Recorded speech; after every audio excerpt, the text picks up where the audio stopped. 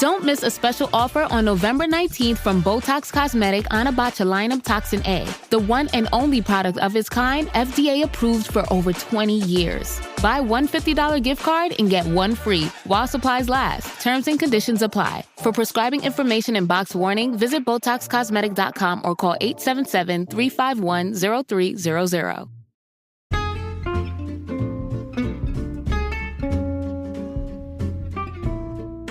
Hello, and welcome to It's a Fandom Thing. I'm your host, Erin Marlowe, and each week I'm joined by a panel of guests to discuss all things fandom and pop culture, primarily from a female perspective. You'll find everything from fanfic, to cosplay, to Schitt's Creek, to Supernatural, and everything in between. So put on your favorite piece of fandom merch, set aside that fanfic that you're writing about your OTP, and sit back and enjoy this week's episode.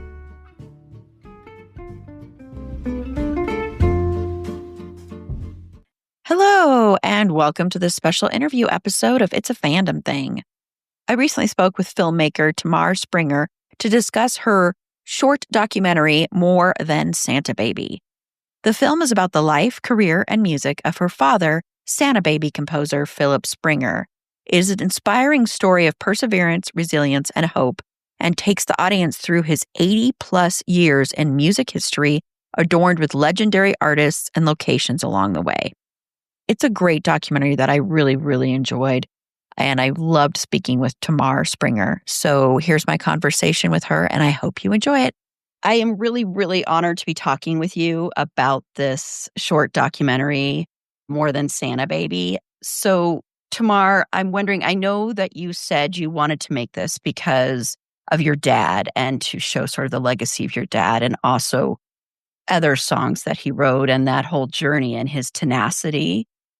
And I'm wondering, what was your first process? Did you first approach your dad and say you were making this, or how did that come about?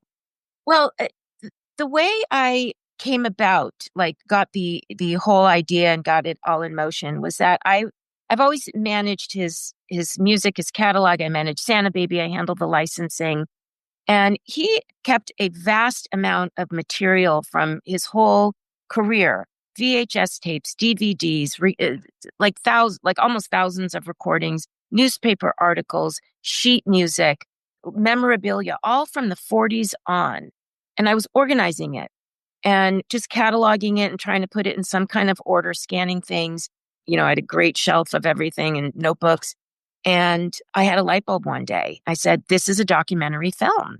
This is a story that needs to be told, and film is the vehicle. Before that, I was planning on doing a production of one of his musicals that I love. And I did that production many years ago, and I wanted to get back to it. And then I had this idea about the film, and I thought, this is what has to be done. So that was the beginning. After that, I called several friends who were in the film industry in different areas. And I asked questions, and I sort of just, developed it, because this was largely archival, not entirely. There was new filming of interviews in some locations, but largely archival. I was able to put a lot of it together at my desk, and I set up at home in my dining room because my office at home wasn't big enough. So I took over the dining room, spread out with 3 different screens and scanners and all of that, digitized everything, wrote an outline of the film the way I saw it, which was musical chapters of his life. The whole first part is all about his musical development and continues on in different musical eras of his life. And once I did that, everything I had archived and digitized, I said, well, this content belongs in this part of his life. This belongs in high school. This belongs in the Army. This was Columbia University in 1949 and 1950. This was the Brill Building era. So that's sort of the beginning and how I proceeded. It's so incredible. What a catalog. And, I think a lot of people don't, that are just casual listeners to music don't really necessarily realize all that goes into songwriting and that part of music. They just see the person performing the song.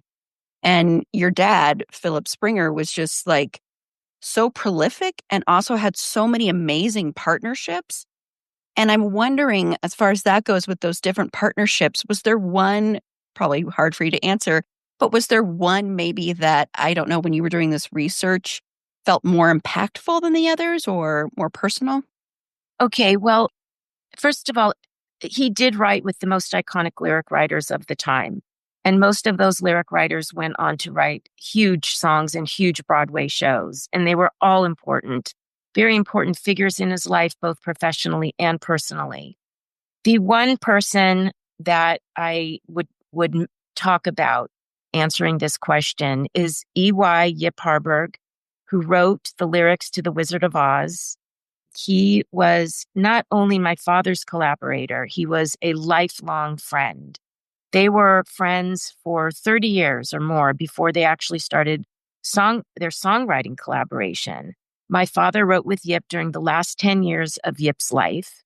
And Yip was like my grandfather.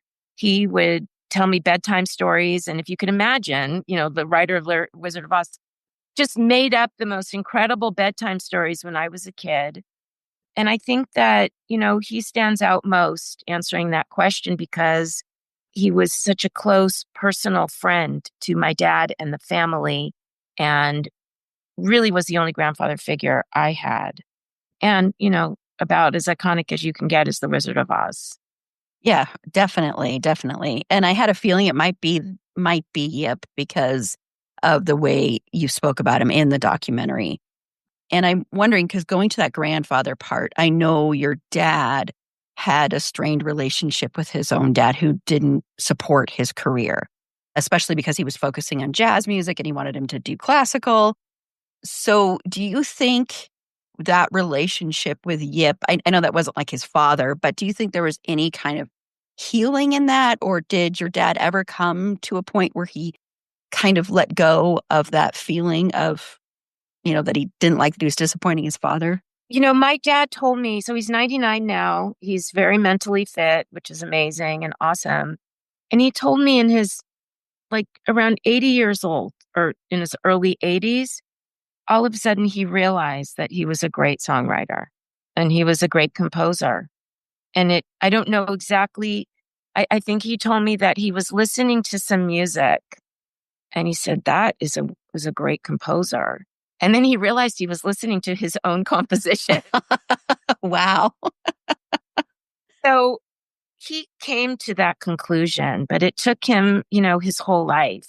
Yeah. And it is, a sad and unfortunate part of his life history that his father didn't believe in pop music or jazz. And my dad had to fight that his whole life. And I know that it was definitely one of the reasons why he, I think he had insecurities, and those insecurities made him behave in a certain way. And that behavior, I'm sure, led to some disconnected relationships that harmed his career. So I do think that there was a connection between that and what, I would call lack of recognition for some of his amazing, beautiful music along the way. So yeah, it was very impactful in his life. And I think that father-son piece will connect to hopefully many people, because certainly many people can relate to the theme of a parent not approving and how that impacts your life. Yeah. And even with father-daughters, Absolutely. I think you can relate to that too. Yeah. Yeah. And then I'm wondering, because he had that experience, was he then, it sounds like he was like much different than that with you and with his kids. Was he was exposing you to all this incredible music? So was he encouraging you to pursue anything artistic or just pursue your dreams? Yeah, he actually did. He was very, very encouraging. And I'm not a musician now. I did play 3 instruments as a kid, but I did dance for a little while. And I spent a year in Israel during college, and I choreographed a musical there at the university. And I told him about it, and I showed him the videotape. It was actually Joseph and his amazing Technicolor Dreamcoat. I choreographed the whole musical. And he said, Tip, that's his nickname for me. He said, you can come to New York. You can, work as a choreographer. It was so out of the blue because it was just something I did. I wasn't aspiring to be a choreographer. I was just the only person with any sort of dance background, and they needed somebody. And I don't even know how I did it. I just did it. It was a long time ago. I was 21, I think. But he was so encouraging of that. And that stayed in my mind because that came out of nowhere. Anyway, I went on to work in the field of psychology for many years, and I ended up being much more the producer manager type. I've managed Santa Baby and the catalog and anything business wise that comes up with his music for years. And I think that sort of suits me. Yeah, but that's so wonderful because that just would give you that impetus that whatever you're going to pursue, you're Yes. going to have that support there. Yeah, he definitely did that. Yeah. And I'm wondering, when you are cataloging everything and you're going through everything, when you're putting everything together, was there a piece of music maybe that you hadn't heard before or that you gained a new appreciation for?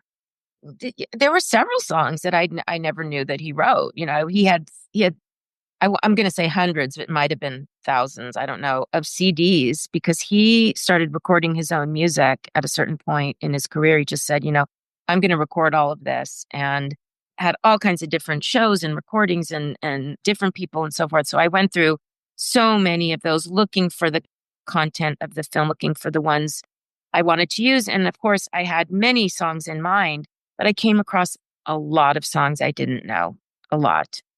So I couldn't really fit everything in, and I wanted to keep it short. I wanted to keep it under 40 minutes. Felt like he's not that famous and less is more. And so, I probably could have a 2 hour, at least a 2 hour documentary if I wanted to include different selections and stories. But yes is the answer. I discovered a lot that I didn't know. Yeah, I bet that must be so incredible, though, I'm guessing you gained an even deeper love and admiration for your dad, too. I really did. And I found recordings by some very notable artists of that era, the 40s, 50s, 60s, the golden era. Things I didn't even know, like Frankie Avalon recorded a song of his. He had a song, and that song is Welcome Home Baby, which was a big hit in the UK. But Anita Bryant recorded it. Frankie Avalon, the Brooks Brothers was the hit, and maybe others. Like, I didn't know that song had so many recordings, or Frankie, who was a big star back then. So there are several examples of that, people of name recognition who recorded his music that I didn't even know about. Oh, yeah. And then the ones that you did, like I'm sure with the Elvis recording, you knew that one, and Frank Sinatra, and so many recognizable names, so many incredible, talented people as well. Yeah. And you could tell with the people you were talking to how much respect and admiration people in the industry have for him. So, which was beautiful to see, because I really do think people need to appreciate songwriters more than they do. So I thought that was really nice to see that as well. Yes, thank you. I mean, that's, it makes you an angel of the film, because, just somebody had said earlier that I spoke with that, you can have a bunch of songwriters in the room, but really what you only know the people that sing them. And there are some beautiful stories of the songwriters. And so, obviously I felt that this story was important to tell. Yeah. Yeah. And it's a beautiful story. And also just the perseverance of going through all those changes in the industry, with having the being the songwriters being embraced, and the Brillo in the New York, and then rock and roll coming in, and then ending up having to move to Los Angeles and do the TV and film. And what was that like for you as a child, like growing up and watching that and all those different changes? What was your view on that, if you can speak to that a little bit? Sure. Well, we moved from New York to California when I was 2 years old. It really, even though I feel a connection with New York, and when I'm here, which I am right now, I feel like I'm home. I'm a New Yorker. I feel that. However, I did grow up in Los Angeles. So that's kind of what I knew. And, I sort of remember the film and TV era. I remember Joan Coleman, who was his high school sweetheart. She's in the earlier part of the film. Her husband was Hank Coleman, big producer at CBS who produced The Love Boat. And Hank, I think, got my dad a lot of these TV and movie jobs. So I sort of remember Hank and Joan being around, and there was that UCLA era, which I was very much aware of. The electronic era was kind of a big part of my life, because his electronic music studio was in the downstairs area of our home in Pacific Palisades. Unfortunately, it burned down in January, but that was my childhood home, my parents' home. Yeah, it's hard. I'm so sorry. Thank you. It's hard not to mention it when I'm talking about it, but I don't want to be a downer, but that did happen. But in that house, there was a big downstairs unit, and that was his laboratory. So there were constantly people in and out for the music phase, the electronic music phase. And Yip Harburg actually brought James Taylor over once. Oh, And I was about 12 years old and I was on my driveway, which was the way that playing with my dog, which was the way you got into the electronic laboratory. And Yip brought James Taylor over to see the lab. So Yip comes in, "Hey, Tamar, this is James Taylor." I said, "Oh, hi." I was only 12 years old, but obviously a very, stark and wonderful memory. But things like that happened. And, I remember that. And of course, I remember a lot of the frustrations, a lot of the difficult parts of his career where the songwriting really had dried up and the Brill Building didn't exist anymore. And my dad was kind of trying to figure out what to do. That was, strongly in my memory. And therefore, making this film was very cathartic because even though I did sort of have to relive that, we also get to, his decade in his 90s, which brought a lot of full circle recognition moments, which you've seen. I don't want to do too many spoilers. Yeah. Yeah. So just, my whole life was really very largely impacted by his music, his career. He says that he knew the Brill Building would shape his life. And I feel like it kind of shaped my life too, because it shaped his. So all of the ups and downs were a big part of my life.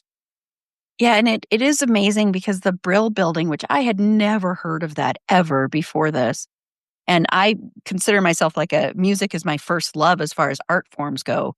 And so I was like, I can't believe I don't know about this. And even though that was part of you said, but did you learn more about that? Like, artists that were there and writers and stuff?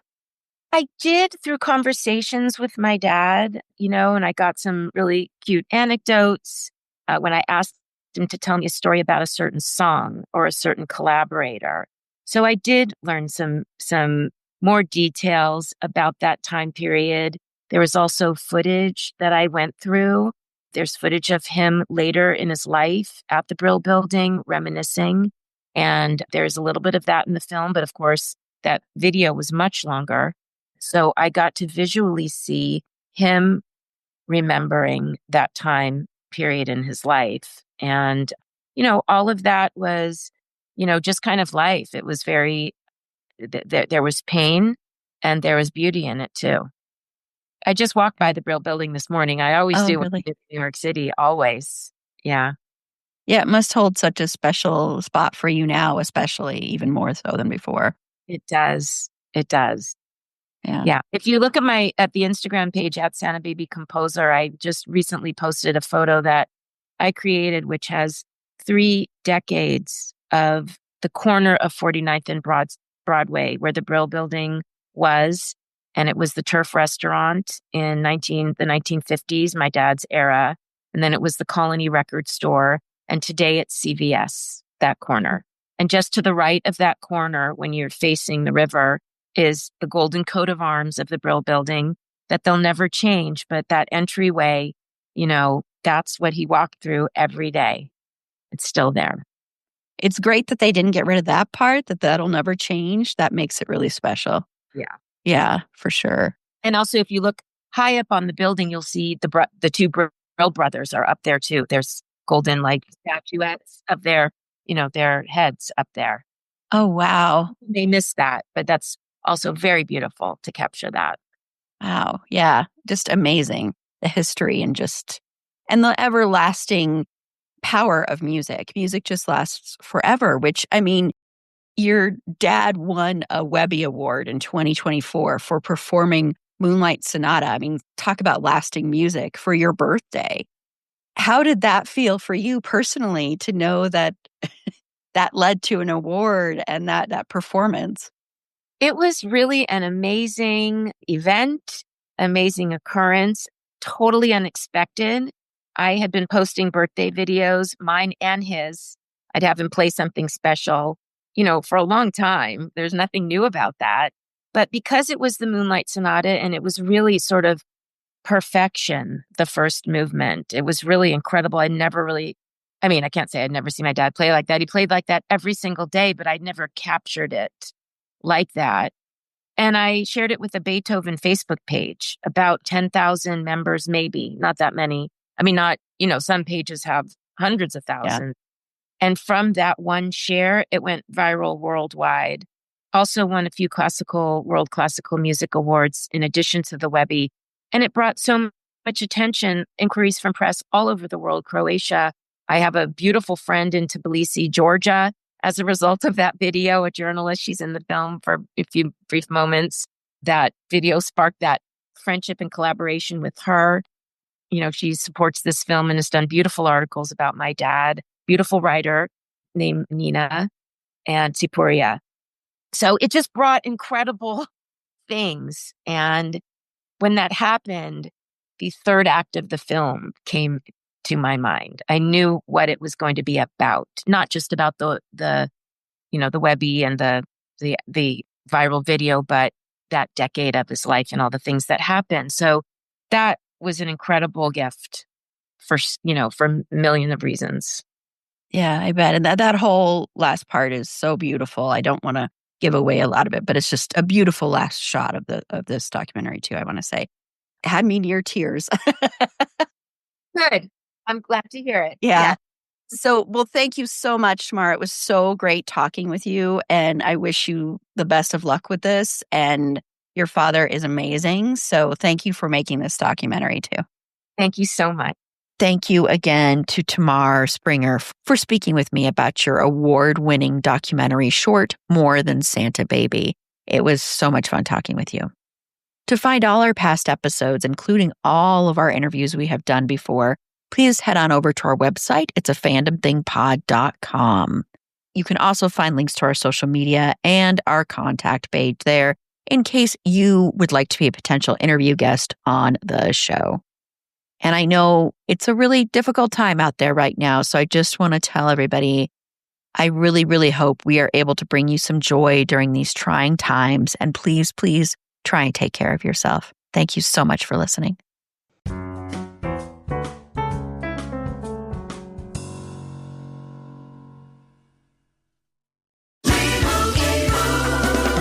Doug. Here we have the Limu Emu in its natural habitat, helping people customize their car insurance and save hundreds with Liberty Mutual. Fascinating. It's accompanied by his natural ally, Doug. Limu? Is that guy with the binoculars watching us? Cut the camera. They see us. Only pay for what you need at libertymutual.com. Liberty, liberty, liberty, liberty. Savings vary. Underwritten by Liberty Mutual Insurance Company and affiliates. Excludes Massachusetts.